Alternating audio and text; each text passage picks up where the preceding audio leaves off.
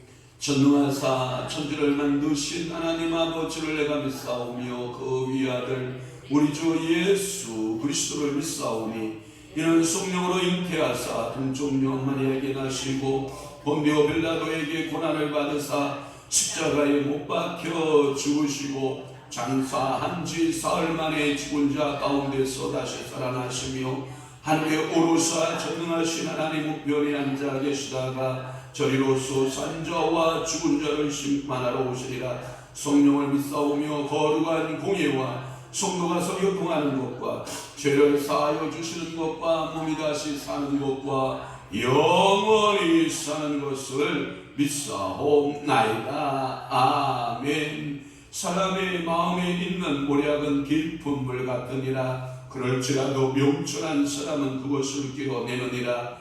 그렇습니다. 오늘도 사람의 마음에 있는 모략은 깊은 물과 같아서 그러나 그것을 명철한 사람은 그 모략을 길어낸다라고 말씀하고 있사오니 오늘도 사랑하는 성도들의 입술에 하나님 명철함을 주옵소서. 그래서 많은 사람을 얻을 수 있는 은혜가 있게 하시고 많은 재물도 얻을 수 있는 은혜가 있게 도와주시고 하나님으로부터 많은 은혜와 긍휼을 구할 수 있는 믿음의 성도들이 다 되도록 성령님 오늘도 기도하는 사랑하는 종들에게 사랑하는 귀한 성도들에게 은혜와 은총을 베풀어 주옵소서. 오늘도 말씀을 듣고 그 말씀 붙들고 기도할 때 우리 하나님께서 하늘을 보고 여시고 응답하여 주옵소서. 예수 그리스도의 이름으로 축복하며 기도하옵나이다. 아멘. 하나님의 말씀 봉독하시겠습니다. 이사야 41장 1절에서부터 7절 말씀까지입니다.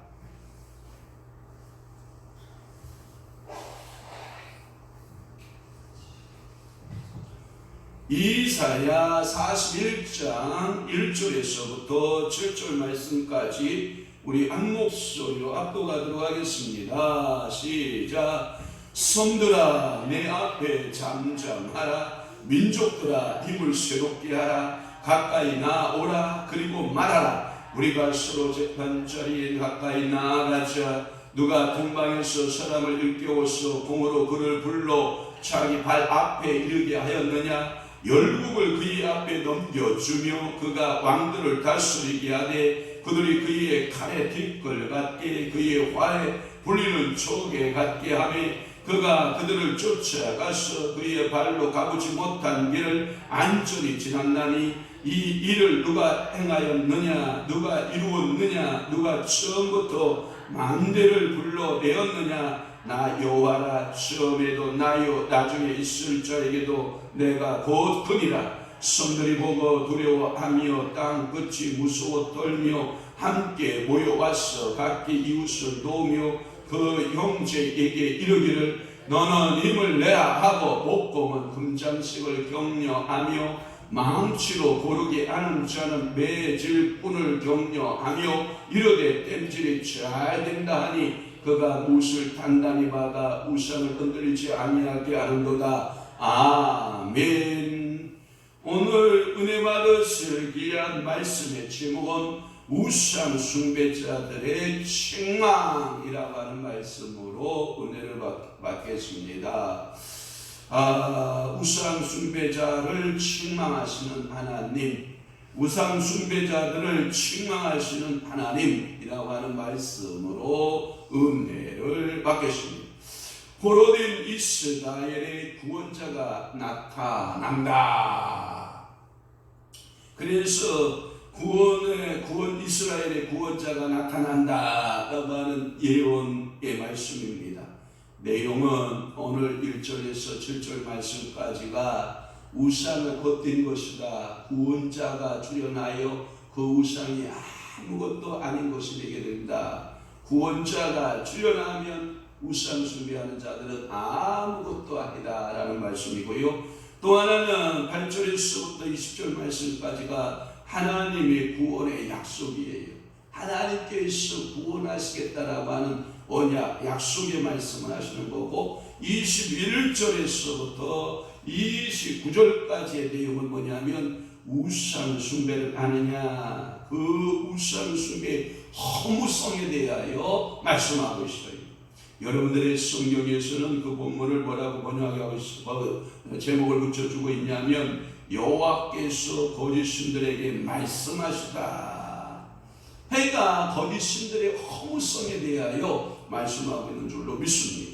그러면 1절에서 7절 구원자가 나타나서 가까이 오고 열국들은 모여오게 될 것이며 이러한 사실들을 보아하고 논의하고 특히 그들의 우상을 보호하기 위해 두려움을 떤다라고 하는 말씀을 하고 있는 것입니다. 그러면 여러분 형광펜 잡으시고 오늘 말씀을 나눌 부분들에 대하여 줄긋이 들어가면 자 1절에 보면 섬들아라고 하는 말씀, 그 다음에 힘을 새롭게 하라, 또 하나는 서로 재판자리에 가까이라고 하는 말씀이 있고요. 2절에 보면 누가 동방에서 사람을 일깨우겠느냐, 또 하나 뒷걸 같게 또는 칼에 뒷걸 같게 활 나오고 초계 같게 나오죠.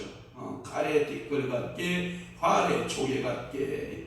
3절 말씀에 보면 그들을 쫓아가서 라고 하는 말씀, 4절에 보면 이 일을 누가 행하였느냐라고 하는, 또 하나 5절 말씀에 보면 성들이 보고 두려워하며 라고 하는 말씀이 있고요. 또 하나 7절 말씀에 보면 목공은 금장색을 격려했다. 또 하나 6절 말씀에 보면 하나 빠졌죠. 각기 이웃을 도우며 라고 하는 말씀이 있어요. 각기 이웃을 도우며.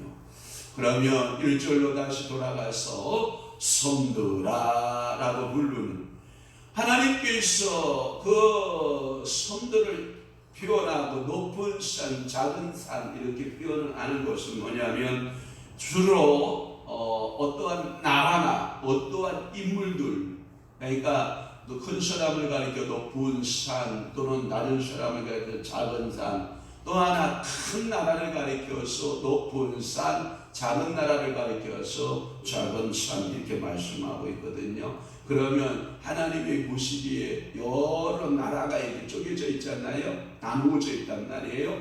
그때 하나님께서 보시기에 나라들아 이런 표현을 할 때 하나님께서는 섬들아라고 하는 말씀을 하는 거예요. 그러니까 시편 2편의 말씀에 보면 군왕들이 나선단 말이에요.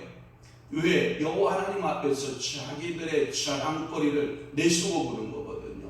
세상에 자기 자랑거리를 내세우고 군왕들이 나서고 떠들고 호나하지만, 그러나 너희는 누구의 길을 준비하라? 메시아의 길을 준비하라. 잠잠하라. 그 첩경을 준비하라. 그러니까 섬들아라고 하는 것은 모든 나라들에 대한 애칭이라고 하는 거예요. 이 나라들은 잠잠히 여호와 앞에 모여라. 내 앞에서 모여서 여호와께서 하시는 말씀을 한번 들어보아라. 아마도 이 섬들아라고 하는데 당대의 최고의 초강대국 국가가 있다고 하면 모든 유다의 백성들을, 이스라엘 백성들을 휩쓸어갔던 고레스 왕, 바벨론이라고 하는 말씀을 여러분들 쓰는데, 이 바벨론의 왕, 가장 그 번성기를 누렸던 이 고레스의 출현으로 열국들은 놀라게 될 것이다 라고 하는 말씀이에요. 그래서 이 사방을 정복하며 진군할 때 열국들이 이 새 영의 출현에 놀라며 모든 백성들이 잠잠하게 될 것이다 라고 하는 거예요.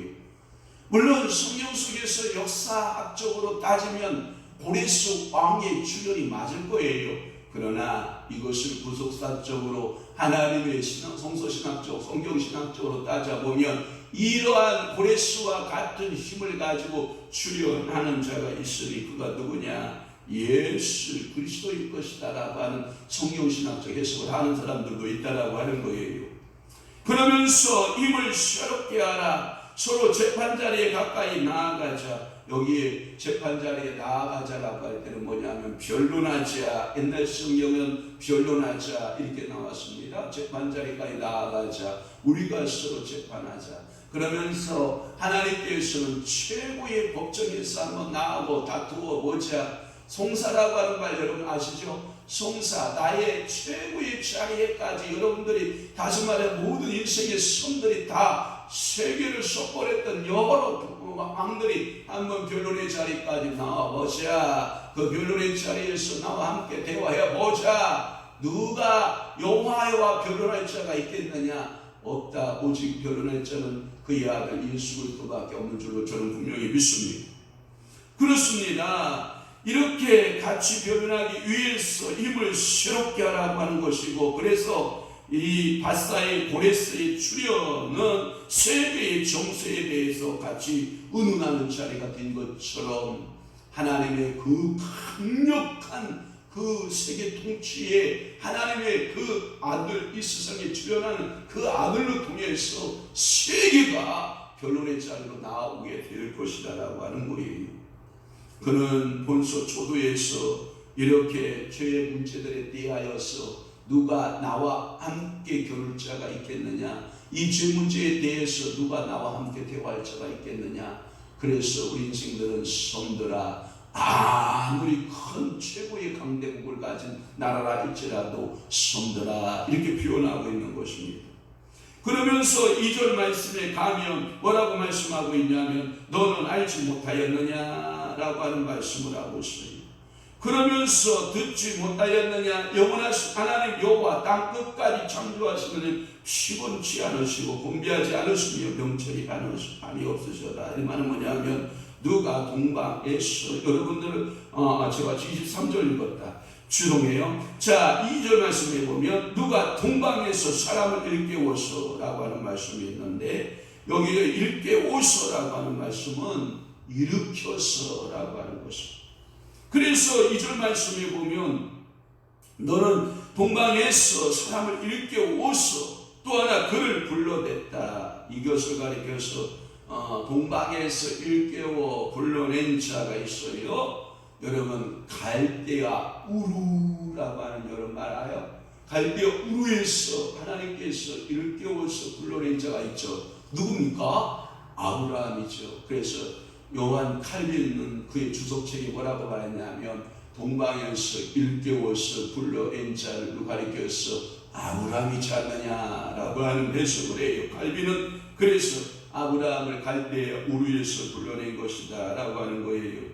그러나 이 테르치라고 하는 구약 성서학자나 랑게, 그 다음에 라베리슨이라는 사람하고 그 다음에 라이리어라고 하는 이 사람은 뭐라고 말하냐면 이 바사왕 고레스, 그러니까 아수르가 유브라데 티그리스 강의 상류 지역에 아수르 나라를 만들었다고 하면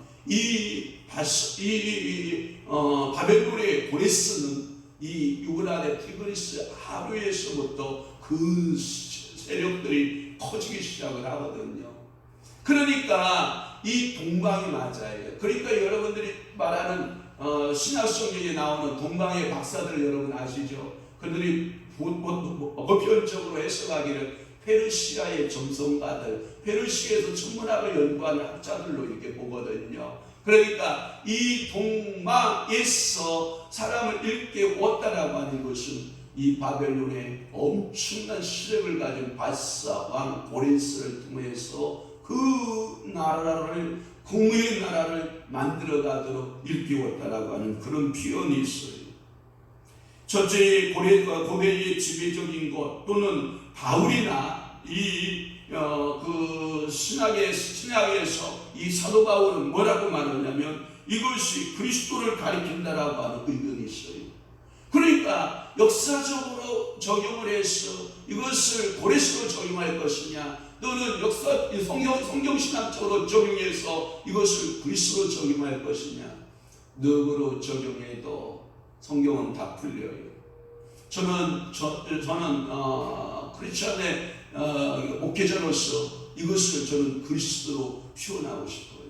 예수 그리스도께서, 다시 말해서 고레스의 출현은 모든 성경은 누구를 암시하고 있기 때문에 그리스도를 암시하고 있고, 그리스도를 그림자의 모습으로 먼저 보내었던 것처럼 그 고레스의 행동은 곧 누구의 행동과 같을 것이다.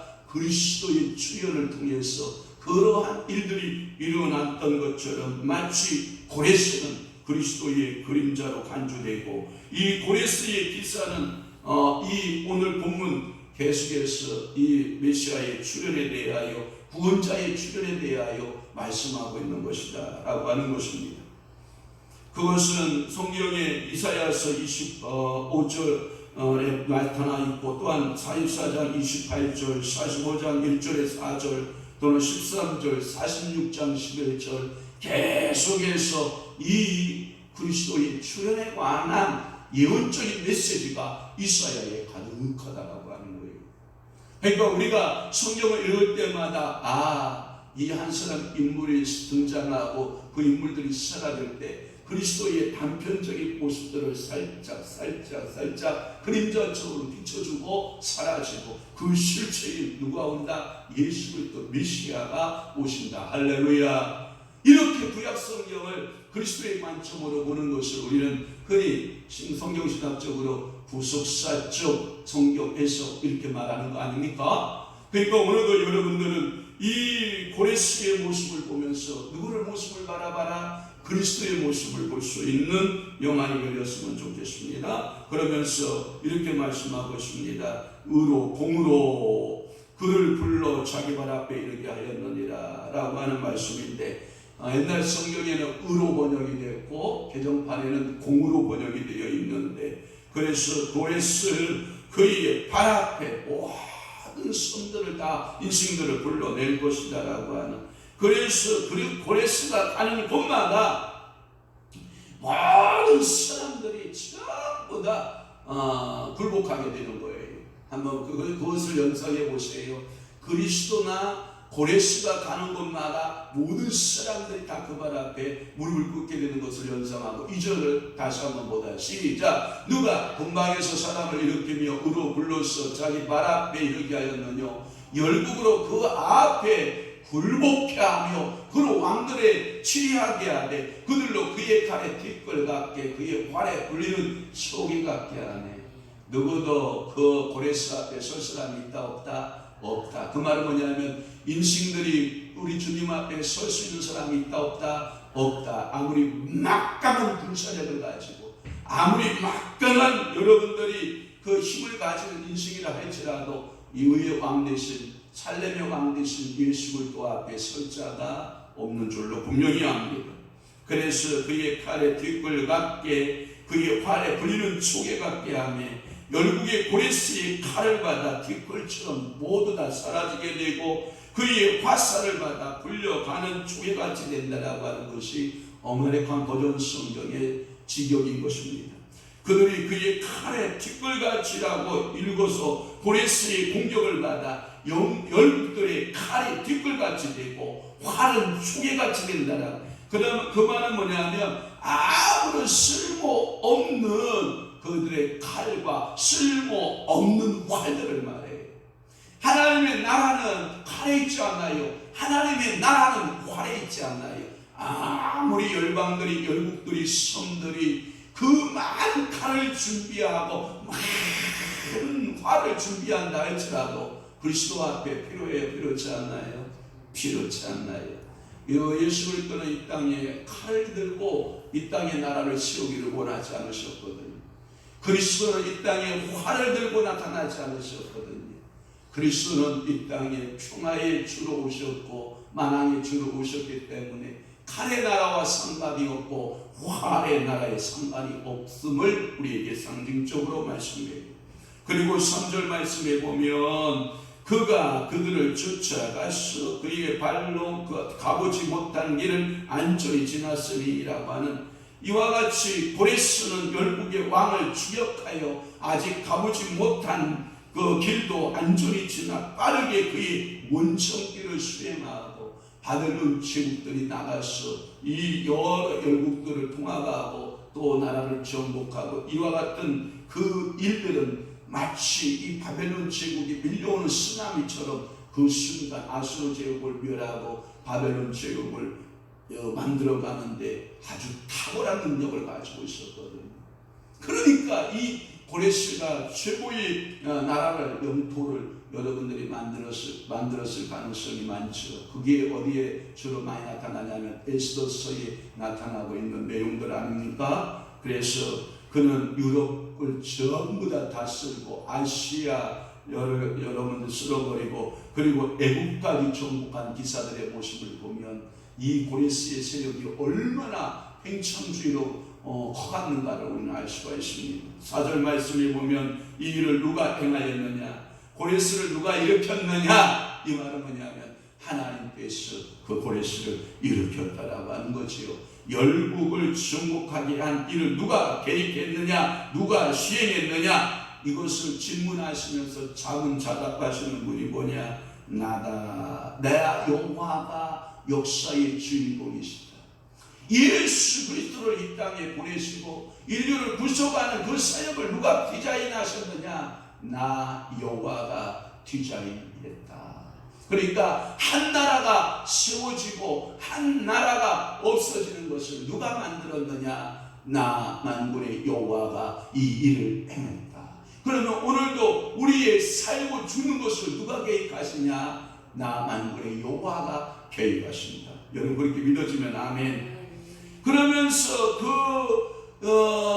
만군의 여호와 하나님에 대해서 뭐라고 말하냐면 처음에도 나요, 나중에 있을 자에게도 곧 나다, 내가 곧 그니라. 여러분 그니를 잘 찾으셔야 돼요. 제가 가끔마다 여러분들 우리 안사람을 부를 때 그니가 있어요. 그니가. 또 여러분들은 여러분의 남편을 향하여서 그니가 여러분 이렇게 부르잖아요. 여러분 그니를 잘 찾으셔야 돼요. 다른 니 찾으면 안 돼요. 그래서 오늘도 여러분 이 새벽에 이 주일을 무릅쓰고 주님 앞에 나와 기도하는 것은 그니가 내 생사의 화복을 모두 주장하실 것을 믿으니까 오늘도 그니 앞에 나온 줄로 믿습니다. 그분은 처음이고 그분은 나중에 되는 그니예요. 그러니까 오늘 곧 그니라, 곧 그니라. 여러분 아멘 좀 해봐요. 그러면서 여호와 하나님께서 내가 곧 그니라. 아멘. 그 하나님을 여러분들이 오늘도 찬양하고 그분을 높여드리는 역사 있기를 주님을 축복합니다. 5절 말씀에 보면 이런 말씀이에요.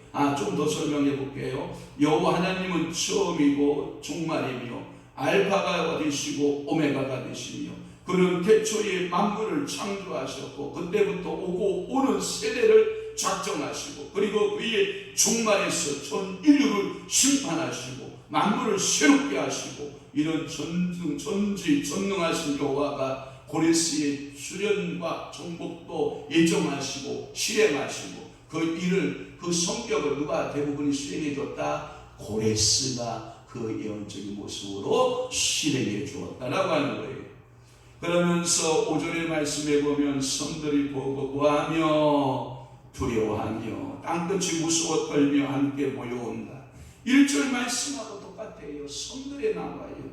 여러분 바사의 고레스가 강력함에 일어남을 보고 주변의 열국들은 두려워하고 이 바벨론에 왕들이 있었는데 이 바벨론의 나부디두스라고 하는 그 사람과 또한 애굽의 아마시스 등 모여서 공동의 위기에 대해서 협의했다라고 번역하고 있는 그 주석이 헤로도투스의 번역본에 보면 그렇게 되어 있어요. 일본 성경에도 그렇게 번역이 되어 있어요. 그러니까 땅끝에서 무서워서 함께 모여서 누구를 중심으로 해서 고레스를 중심해서 서로 세상의 나라의 패권을 논의하는 거예요. 제가 역사를 이렇게 살펴보면서 여러분들이 8월 15일 날에 일본이 그냥 두 손을 다 든단 말이에요. 그러니까 보세요.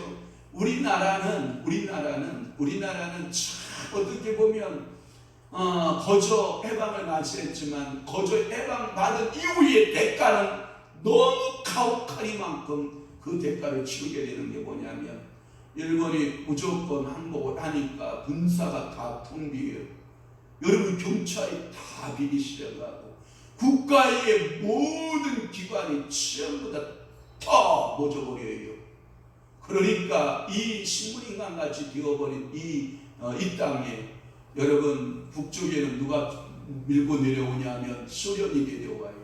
그리고 남쪽에는 누가 정복하게 되냐면 일본을 군사령관으로 있었던 정복했던, 왜냐하면 전범국가이기 때문에 일본을 이제 관리해야 되거든요. 그러니까 미국의 그 사령관이 한국의 땅에 내려와요. 그래서 여러분 중앙청에 여러분 일정기가 내려가고 여러분 우리 대한민국 태극기가 올라간 줄 아세요?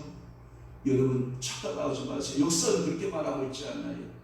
정확하게 일정기 내려가고 여러분 미국 성조기가 올라갔다는 사실을 여러분 기억하셔야 돼요.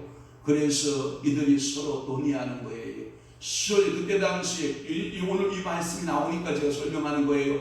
북쪽의 소련과 그리고 미국과 비밀회담을 열기 시작을 하는 거예요. 그래서 38선을 기점으로 해서 뭐하자, 북쪽은 니들이 통치하고 신탁 통치죠. 남쪽은 미국이 통치합니다.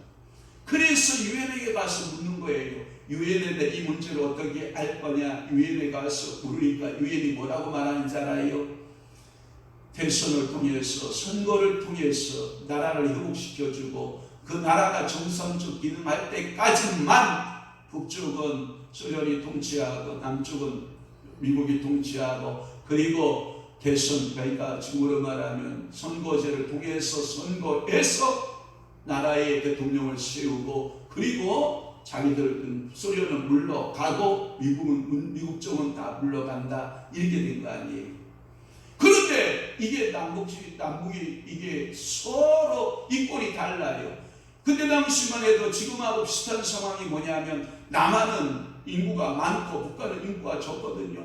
그러면 다 두 쪽이 개방해서 이 선거를 통해서 대통령을 뽑으면 민주국가가 되는 거예요. 그러면 그걸 누가 제일 싫어하느냐? 소련이 싫어하는 거예요. 그러니까 소련이 김일성하고 딱 붙어가지고 우리는 반대입니다. 우리는 선거는. 그러니까 이 문제를 가지고 다시 유엔에 가는 거 아닙니까? 유엔에 가서 그러면 이 북쪽은 반대하고 있고 남쪽은 찬성하고 있으니 어찌하면 좋습니까? 그러니까 유엔의 대답이 뭐냐? 그러면 선거할 수 있는 지역 우선으로 선거를 하라는 거 아닙니까? 그래서 우선 선거를 해서 남쪽에 여러분 이승만 대통령을 뽑아놓는 거 아닙니까? 그 아픈 역사가 6.25라고 하는 끔찍한 결과를 내게 됐고 6.25라고 하는 이 전쟁을 통해서 대한민국은 씻을 수 없는 분단국가가 되는 계기가 단초를 만들어준 것이 그 소련과 미국의 팽창주의 아닙니까? 그러니까 결국은 한국은 어떠한 우리 민족은 공산주의나 민주주의를 알지 못해요. 단지 우리나라는 일본이라고 하는 식민지 가운데 그냥 그들이 모든 것을 다 놓고 가는 그 상황 가운데 무정부 상태에서 아무것도 할 수 없는 이 민족 앞에 이 미국이라고 하는 세력과 소련이라고 하는 세력에 의해서 어쩔 수 없이 갈라질 수밖에 없는 아픔을 겪고 있는 민족 아닙니까? 여러분 이 역사를 살펴보면 얼마나 가슴이 아픈지 몰라요. 이후부터 계속해서 여러분들이 어떤 일이 벌어지기 시작을 하냐면 이념 전쟁이 벌어지기 시작을 하는 거 아닙니까? 그래서 북쪽에 여러분들이 제가 서재에도 있습니다만은 적어도 그 공산주의 교과서라고 하는 칼 막스의 잡은 캐피탈리즘 여러분 아십니까? 이 캐피탈리즘을 1권, 2권, 3권으로 잡은 1권, 2권, 3권 공산주의 기본 여러분 그 성경책 아닙니까? 그런 것을 신봉하고 그런 캐피탈리즘 다시 말해 자본주의가 얼마나 그들에게는 이상적인 국가를 그들은 생각하고 그 이상주의 국가에 만들어낼 수 있다라고 생각한 것이 착각이지 않습니까? 그리고 우리나라는 자유민주 국가가 되고 거기는 인민공화국이 돼버리고 인민민주공화국이 돼버리고 원래 하나님께서 우리 민족을 무슨 뜻이 있어서 그렇게 디자인하셨는지는 모르지만 지금까지 우리의 의지와 상관없이 우리 민족의 결단과는 상관없이 지금 남북으로 갈라져 있고 6.25라고 하는 엄청난 전쟁, 한전쟁을 통해서 우리는 조건 없이 해방받은 그 대가를 얼마나 많이 지금도 지급하고 있는지 몰라요. 지금도 우리가 이 미국 정부가 미군들이 들어와서 우리나라를 점유하고 있는 이 모든 경비에 대해서 여러분 이 국방비에 엄청난 예산을 지금도 우리가 지불하고 있는 거 아닙니까? 저는 그러면 이건 철수하라는 얘기가 하는 거 아닙니다. 오해하지 마십시오.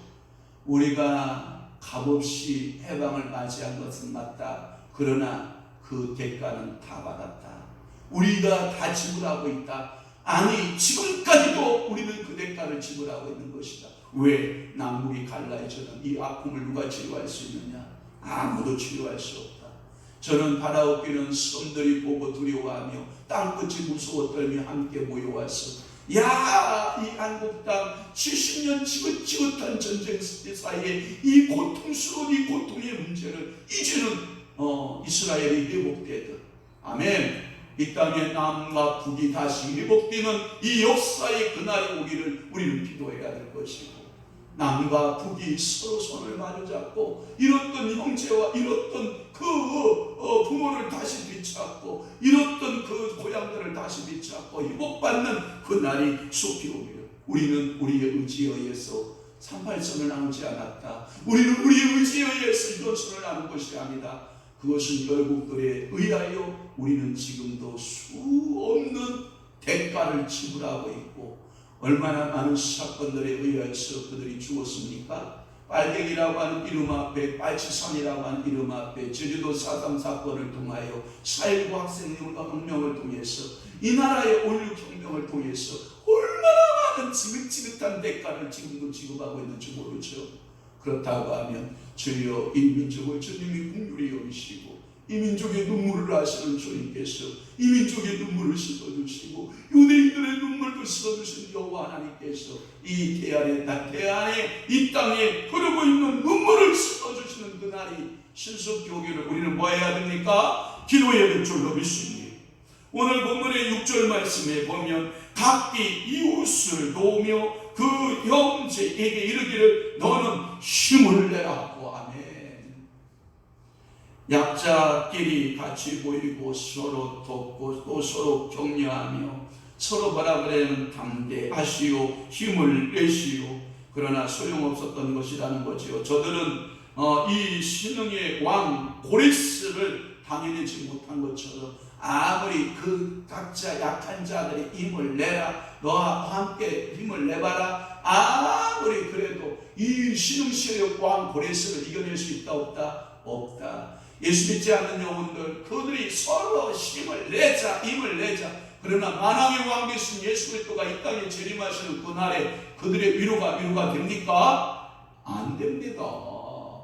절대 될 수 없습니다. 누구에게 돌아가야 됩니까? 고레스에게 돌아가듯이 여러분 모든 인생들이 다 누구에게 돌아가야 됩니까? 그리스도에게 돌아가야 됩니다. 이때 하나님께서는 바벨론 왕 고레스를 쓰기로 결정했으면 모든 인생들은 다 고레스에게로 돌아가야 자유가 있는 겁니다. 그러면 지금의 마지막 시대 역사의 종말의 때에 살고 있는 우리에게 진정한 자유가 어디에 있습니까? 여러분 정치에 있습니까? 아니면 여러분 경제에 있습니까? 어떠한 문학이나 문화예술 부분에서 어떠한 진정한 자유가 있습니까? 저는 없다고 봅니다. 오직 한 가지 유일한 소망이 있다면 오직 예수, 그분이 우리의 유일한 소망이 된다라고 하는 것을 우리는 확실히 믿기 때문이지 않습니까? 오늘 7절 말씀에 금장식들이 아무리 목공들이 금장색을 만들어서 망치로 고르게 하고 매질꾼들이 그것을 서로 격려하고 땜질을 하고 단단히 받고 우상을 만들어내도 흔들리지 않게 하여도 다 소용없다 하는 것이에요. 여기 우상을 만드는 모습을 모세하고 있어요. 어떤 사람은 목금으로, 어떤 사람은 철로, 어떤 사람은 금은 보석으로, 어떤 사람들은 각기 자기의 좋은 것들로 그 우상이 흔들리지 않게 망치질하고 그리고 그런 것들로 아름답게 꾸민다 하나 우상을 견고히 만드는 그 행위가 있다 하나 그들은 전부 다 공포에 질릴 것이에요. 마지막 때에 우리 주님께서 오셔서 이 우상 숭배자들에 대하여 철저하게 심판하실 거예요. 아마도 이 고레스 왕 시대에도 각 나라마다 지역마다 우상들을 견고히 세웠을 거예요. 아마도 이런 거죠. 그들이 국고성을 쌓고 그들이 성벽을 쌓는 것은 고레스를 막을 수 있다라고 생각했겠죠. 그리고 그들의 신들이 그 고레스를 막아줄 수 있다라고 생각했겠죠. 그 중에 하나가 유다 아닙니까? 유다가 하나님의 성, 영원한 성, 이 예루살렘 성은 멸망하지 않을 것이다. 여러분 천만에요. 고레스의 바벨론의 세력들을 이겨냅니까? 못 이겨냅니다. 그러나 하나님이 패하신 것 같지만 여호와의 힘이 패하신 것 같지만 그러나 그들이 바벨론 땅으로 다 끌려가도 그 고레스를 통해서 다시 하나님의 나라가 재생산되어지고 다시 건설지는 놀라운 역사적 사건을 우리 보지 않습니까? 그러면 고레스 위에 역사하고 계신 하나님, 모든 열국을 통치하고 계신 그 하나님, 오늘도 우상 숭배자들, 당신의 우상들이 당신에게 행복을 줄 줄 알지만 그 우상은 당신에게 행복을 준다 못 준다? 못 준다. 오직 우리의 모든 통치자는 만국의 누가 되신다? 여호와가 되신다. 그것을 고레스를 통해서 누구의 역사를? 예수 그리스도의 역사를 모형적으로 설명한 것이다. 그러니 오늘도 그 예수를 나의 구주로 삼고 역사의 주관자가 그 예수 그리스도를 통해서 마지막 종점을 찍을 거니까 우리는 예수를 굳게 붙들고 오늘 하루도 믿음으로 살고 오늘도 영성 집회 있잖아요. 우리 목사님들이 몇 분이 오셨는지 모르지만 제가 저녁에는 또 우리 삶아서 우리 목사님들 공개하고 섬기려고 제가 지상받아 놓았는데 함께 여러분들 식사하고 오늘도 귀한 축복의 날로 하나님께 예배할 수 있는 귀한 날, 복된 날 되시기를 주님으로 축원합니다. 오늘도 이 영성 집회에 하나님께서 큰 은혜와 성령의 기름 부으심이 넘쳐나기를 주님으로 축복합니다. 기도하겠습니다. 좋으신 아버지 하나님, 우리의 인생 가운데 모든 역사를 주관하시는 분은 만물의 여호와 하나님이십니다. 역사 가운데 한 요람을 세우기도 하고 한 나라를 세우기도 하지만 그 요람과 그 나라는 결국은 하나님의 나라를 향하여 가고 있음을 믿습니다. 바벨론의 고레스를 통한 그 하나님의 그 관할하심과 통치하심은 곧 예수 그리스도가 출현하여 나타날 그 나라와 그 모습인 줄 우리는 확실히 압니다. 성령님, 오늘도 한 나라는 왔다가 한 나라는 사라지는 그런 나라 의지하지 않게 하시고 그 나라들이 섬겼던 우상들 따라 섬기지 않게 하시고 우리는 오직 전능하신 만물의 여호와 하나님께 초점을 두고 우리 시야를 두고 우리의 마음을 두고 하나님 아버지 앞에 기도할 수 있는 여호와를 믿는 신앙의 소유자들이 되도록 성령이여 은혜 부어 주옵소서. 오늘 이곳에서 기도하는, 오늘 이곳에서 예배하는 모든 예배에 주님께서 은행하여 주옵소서. 이제는 우리 주 예수 그리스도의 은혜와 하나님 아버지의 극진하신 사랑하심과 성령님의 감화 교통 내주 위로 역사 충만하시니 사랑하는 성도들 심령 위에와 교회 위에 이제로부터 영원토록 함께 있을지어다. 아멘.